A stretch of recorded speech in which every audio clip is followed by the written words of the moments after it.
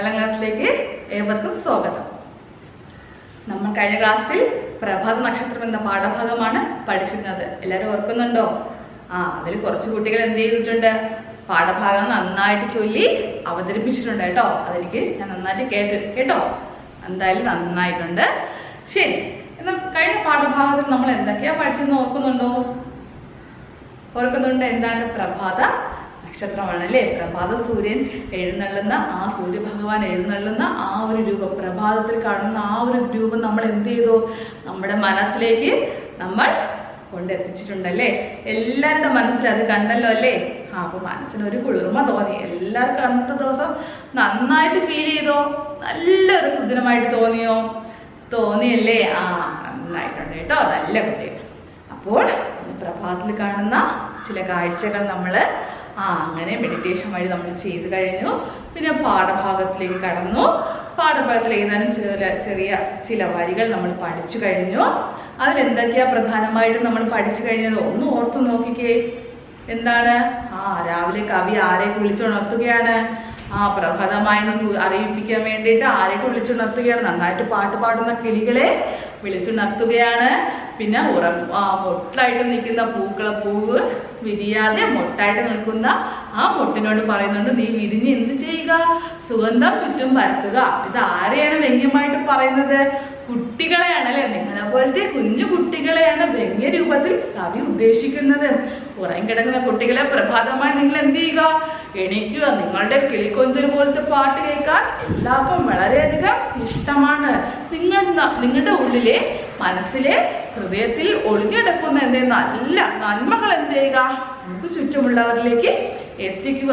മൊട്ടായിട്ട് ഇരുന്നാൽ പോരാ, അതിനുള്ളിൽ ഒളിപ്പിച്ചിരിക്കുന്ന സുഗന്ധം മറ്റുള്ളവരിലേക്ക് എത്തിക്കുക. പിന്നെന്താണ്?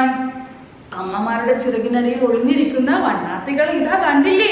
എഴുതി പാടി പോകുന്ന നിങ്ങൾ കാണുന്നില്ലേ എന്നൊക്കെ പഠിച്ചു. പിന്നെ പ്രഭാതത്തിൽ എന്താണ്? തണുത്ത് നിൽക്കുന്ന അല്ലേ ജലകണികളൊക്കെ കൊണ്ട് വിറങ്ങലിച്ച് നിൽക്കുന്ന നമ്മുടെ പൂന്തോട്ടത്തിലെ ചെടികളൊക്കെ എന്താണ്? പൂക്കളൊക്കെ എന്താണ്? എനിക്കിതാ നൃത്തം വെച്ചുകൊണ്ടിരിക്കുകയാണ് അല്ലേ? അതുകൊണ്ട് നിങ്ങൾ എന്ത് ചെയ്യുക? പെട്ടെന്ന് എണീക്കുക എന്നാണ് നമ്മൾ കഴിഞ്ഞ ക്ലാസ്സിൽ പഠിച്ചത്.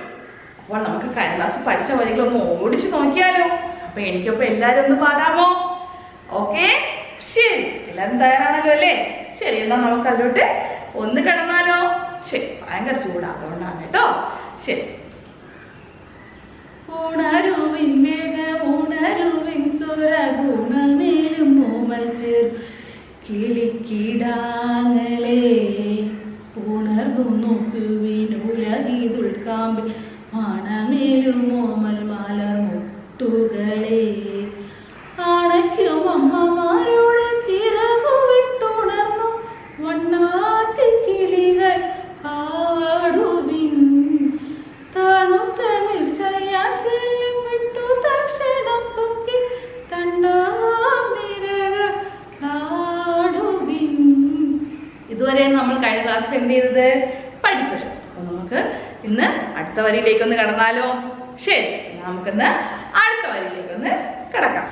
അകലുന്നു താമസാടി പാറി വർണ്ണ തികവേലും പട്ടുകോടികൾ പൊന്നു സകല ലോകബാന്ധവൻ കൃപാകരൻ പകലിൻ നായകനെഴുന്നള്ളിയിടുന്നു. ഒരു രാജ്യം നിങ്ങൾക്കൊരു ഭാഷ, നിങ്ങൾക്കൊരു ദേവൻ, നിങ്ങൾക്കൊരു സമുദായം, ഒരു മതെടുവിനെഴുന്നള്ളത്തിതു വിരഞ്ഞെതിരേൽപ്പിൻ വരിങ്കിടാങ്ങളെ. ഓക്കെ, ട്യൂണിങ് ഒക്കെ ഒരു വല്ലാത്ത പ്രശ്നമാണല്ലേ? നല്ല സാരില്ല, നമ്മൾ ഒപ്പിച്ചല്ലോ അല്ലേ? ശരി. അപ്പൊ എന്താണ്? അകലുന്നു താമസാടി വാനിൽ വർണ്ണത്തികവേലും പട്ടുകൊടികൾ പോകുന്നു. അകലുകയാണല്ലേ? നമ്മുടെ രാത്രിയിലുള്ള ഇരുട്ട് എന്ത് ചെയ്യുകയാണ്? പ്രഭാത സൂര്യൻ എഴുന്നള്ളിയപ്പോൾ എന്താണ്? ഇരുട്ട് അങ്ങ് പറന്ന് അകലുകയാണ് അല്ലേ? അതാണ് പറയുന്നത്. അകലുന്നു തമസടി വാനിൽ. വാനെന്താണ്? ആകാശം. ആകാശത്തേക്ക് എന്താണ്? തമസ്, ഇരുട്ട്. ഇരുട്ട് എന്തൊക്കെയാണ്? വർണ്ണത്തികവേലും പട്ടുകൊടികൾ പൊങ്ങി പോകുകയാണല്ലേ? എന്താണ്? പോകുമ്പോൾ സൂര്യന്റെ പുതിയ കിരണങ്ങൾ എന്താണ്? വെളുത്ത കാർമേഘത്തിൽ തട്ടി, കാർമേഘം അവിടെ എവിടെയായിട്ടല്ലേ നിൽക്കുന്നത്? ചുരുങ്ങി അതിലൊക്കെ തട്ടുമ്പോൾ എന്താണ് പട്ടുകൊടികൾ പോലെ കൊടികൾ പോലെയാണ് എന്ന് നമുക്ക് തോന്നുന്നത് എന്നാണ് കവി ഇവിടെ പറഞ്ഞിരിക്കുന്നത്. അപ്പോൾ എന്താണ് ഇരുട്ടങ്ങ് മാറി തുടങ്ങുന്നതേ ഉള്ളൂ, പ്രഭാതം വന്നുകൊണ്ടിരിക്കുന്നു. ഇതിന്റെ ഇടയിലുള്ള ആ വെളിച്ചമാണ് എവിടെ തട്ടുന്നത്? മേഘത്തിൽ തട്ടുന്നത്. അപ്പോൾ ഉണ്ടാകുന്ന ആ ഒരു രൂപത്തെയാണ് കവി ഇവിടെ പട്ടുകൊടികൾ പോലെ വർണ്ണിച്ചിരിക്കുന്നത്. ശരി, എന്നാൽ നമുക്ക് എന്താണ് അടുത്ത വരിയിലേക്ക് കിടക്കാം. സകല ലോക ബാന്ധവൻ കൃപാകരൻ പകലിൽ നായകൻ എഴുന്നള്ളിയിടുന്നു. എന്താണ്?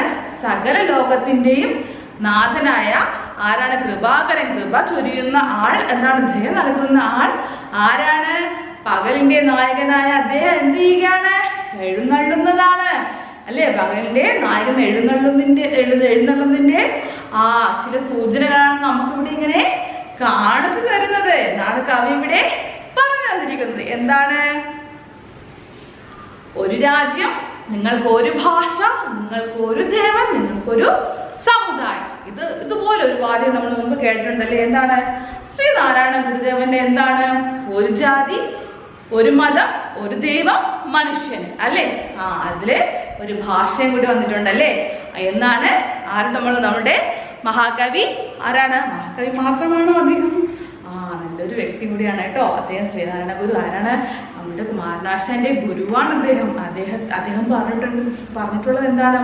ഒരു ജാതി, ഒരു മതം, ഒരു ദൈവം, മനുഷ്യൻ എന്നാണ് അദ്ദേഹം പറഞ്ഞിട്ടുള്ളത്. അതുപോലെയാണ് ഇവിടെ നമ്മുടെ കവി പറഞ്ഞിരിക്കുന്നത്. എന്താണ്? ഒരു രാജ്യം, നിങ്ങൾക്കൊരു ഭാഷ, നിങ്ങൾക്കൊരു ദേവൻ, നിങ്ങൾക്കൊരു സമുദായം ഇല്ലേ? നമ്മുടെ പൂന്തോട്ടം നോക്കിയാൽ തന്നെ പല വ്യത്യസ്തമായ രീതിയിലുള്ള എന്ത് കാണുന്നുണ്ട്?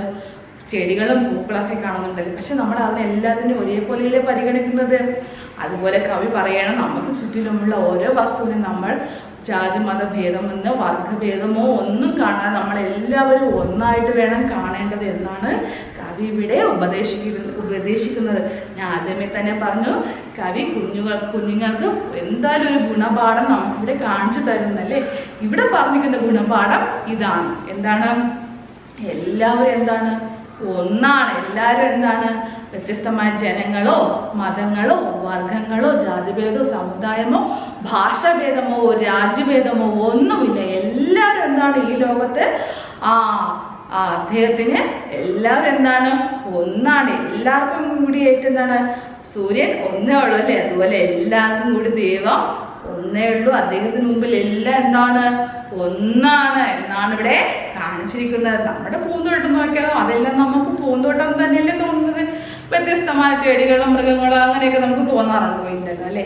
അതുപോലെ നമ്മുടെ ചുറ്റിലുള്ളവരെ എല്ലാവരും നമ്മളെ പോലെ തന്നെയാണ് നമ്മൾ കാണേണ്ടത് എന്നാണ് കവി ഇവിടെ പറഞ്ഞിരിക്കുന്ന ഒരു ഗുണമാണ്. അതെന്താ? അടുത്തെന്താ പറയണ്ട?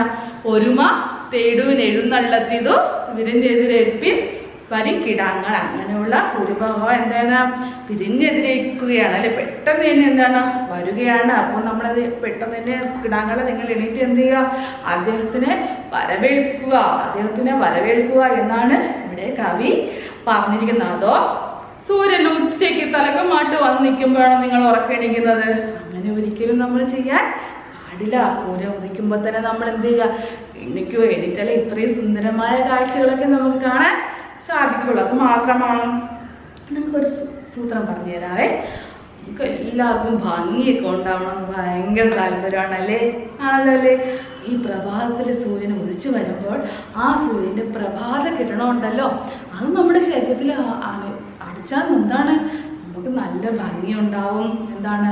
നമ്മൾ നല്ല ഹെൽത്തി ആരോഗ്യമുള്ളവരാണ്. വളർന്നു വൈറ്റമിൻ ഡി ഒക്കെ നമുക്ക് കിട്ടും. അതുകൊണ്ട് എന്താണ്? നമ്മൾ വെയിൽ കൊള്ളണം. എപ്പോഴുള്ള വെയിലൊന്നും കൊള്ളണ്ട. ഈ പ്രഭാതത്തിൽ ഉദിച്ചു വരുന്ന സൂര്യൻ്റെ സൂര്യകിരണങ്ങൾ നമ്മൾ നൽകുന്നത് നമ്മുടെ ശരീരത്തിന് എന്താണ്? നല്ലതാണ്. ശരീരത്തിനും മനസ്സിനും ഒക്കെ നല്ലതാണ്. അപ്പോൾ രാവിലെ തന്നെ എല്ലാവരും എണീക്കണം കേട്ടോ. കുഞ്ഞു കുട്ടികളായിട്ട് പ്രത്യേകം പറയണം, നിങ്ങൾ വെയിലും മഴയും എല്ലാം കൊണ്ട് തന്നെ വളരണം. എന്നാലേ നമ്മൾക്ക് നമ്മുടെ സമൂഹത്തിൽ ജീവിക്കാൻ പറ്റത്തുള്ളൂ കേട്ടോ. അപ്പം നമുക്ക് ഈ പാഠഭാഗം ഒന്നും കൂടി ഒന്ന് വായിച്ചാലോ? ശരി. തികവയും പട്ടുകൂടികൾ പൊങ്ങുന്നു. സകല ലോക ബാന്ധവൻ കൃപാകരൻ പകലിൽ നായകനെഴുന്നള്ളിയിടുന്നു. ഒരു രാജ്യം നിങ്ങൾക്കൊരു ഭാഷ, നിങ്ങൾക്കൊരു ദേവൻ, നിങ്ങൾക്കൊരു സമുദായം. ഒരു മതെഴുകിനെഴുന്നള്ളത്തിതു വീരനെതിരേൽപ്പിൻ വരിങ്കിടാങ്ങളെ എന്നാണ് കവി പറഞ്ഞിരിക്കുന്നത് അല്ലേ? നമുക്ക് മനസ്സിലായതല്ലേ? എന്നാൽ നമുക്ക് ഈ പാഠഭാഗത്തിൽ ഏതാനും പുതിയ വാക്കുകളും അതിന്റെ അർത്ഥങ്ങളും ഒന്ന് നോക്കിയാലോ? ശരി. അർത്ഥം: തമസ്, ഇരുട്ട്. എന്താണ് തമസ്? ഇരുട്ട്. വാഴ്ത്തുക, സ്തുതിച്ചു പറയുക. വാഴ്ത്തുക, സ്തുതിച്ചു പറയുക. വാനം, ആകാശം. വാനം, ആകാശം.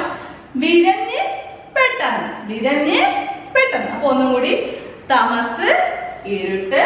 വാഴ്ത്തുക, സ്തുതിച്ചു പറയുക. വാനം, ആകാശം. വിരഞ്ഞ്, പെട്ടെന്ന്. ഒന്നും കൂടി: തമസ്, ഇരുട്ട്. വാഴ്ത്തുക, സ്തുതിച്ചു പറയുക. വാനം, ആകാശം. വിരഞ്ഞ്, പെട്ടെന്ന്. മനസ്സിലായോ? ഇനി ഒന്നും കൂടി പാഠഭാഗം നിങ്ങളൊന്ന് വ്യക്തമായിട്ട് വായിച്ചു നോക്കാവോ? എന്നിട്ട് നമുക്ക് ഒന്നും കൂടി അർത്ഥം നോക്കാം അല്ലെ? എന്താണ് നമ്മുടെ പറഞ്ഞിരിക്കുന്നത്? ആ പ്രഭാത സൂര്യൻ. കഴിഞ്ഞ ക്ലാസ്സിൽ പഠിച്ചതിന്റെ ബാക്കി നമ്മൾ ഇന്ന് പഠിച്ച ഭാഗം എന്താണ്? പ്രഭാത സൂര്യൻ ഉദിച്ചു വരുന്നതിന്റെ ഇരുട്ട്. ആ സമയത്ത് ഇരുട്ട് എന്ത് ചെയ്യാണ്? മറഞ്ഞങ്ങ് പോവുകയാണ്. തൽഫലമായിട്ട് എന്താണ്? വെളുത്ത എന്താണ് മേഘങ്ങളിൽ ഈ സൂര്യന്റെ കിരണങ്ങൾ അടിക്കുന്നുണ്ട്. അതുവഴി അതിനുണ്ടാവുന്ന നിറവ്യത്യാസം നമുക്ക് പട്ടുപോലെയാണ്, പട്ട് കൊടികൾ പോലെയാണ് കവിക്ക് ഇവിടെ തോന്നുന്നു എന്നാണ് കവി ഇവിടെ പറയുന്നത്. പിന്നെ എന്താണ് പറയുന്നത്? എന്താണ്? എല്ലാവർക്കും എന്താണ്? ഒരു ജാതി, ഒരു ഭാഷ, ഒരു മതം, ഒരു സമുദായം, ഇത് മാത്രമേ പാടുള്ളൂ. ഇതാണ് കുഞ്ഞുങ്ങളുടെ മനസ്സിലേക്ക് കവി ഇവിടെ കോരിയിടുന്ന ചില ഗുണപാഠങ്ങൾ. അതുകൊണ്ട് കുഞ്ഞുകിടാങ്ങളെ, നിങ്ങൾ എന്ത് ചെയ്യുക? കിടന്നിങ്ങനെ ഉറങ്ങരുത്. പെട്ടെന്ന് തന്നെ എണീറ്റ് എന്ത് ചെയ്യുക? എണീറ്റ് വരിക. നമുക്ക് ചുറ്റിലുള്ളവർക്ക് നമ്മൾ എന്ത് ചെയ്യുക? നന്മയുടെ പ്രകാശം പരത്തുക എന്നാണ് കവി ഇവിടെ പറയുന്നത്. എല്ലാവർക്കും പാഠഭാഗം മനസ്സിലായെന്ന് വിശ്വസിക്കുന്നു. അപ്പോൾ ഇത് വീണ്ടും വായിക്കുക. വായിച്ച് അതിൻ്റെ വീഡിയോയും എടുത്ത് ഗ്രൂപ്പിലിടുക. അപ്പോൾ മറക്കരുത്. എല്ലാവർക്കും നല്ലൊരു ദിവസം ഞാൻ ആശംസിക്കുന്നു. നന്ദി.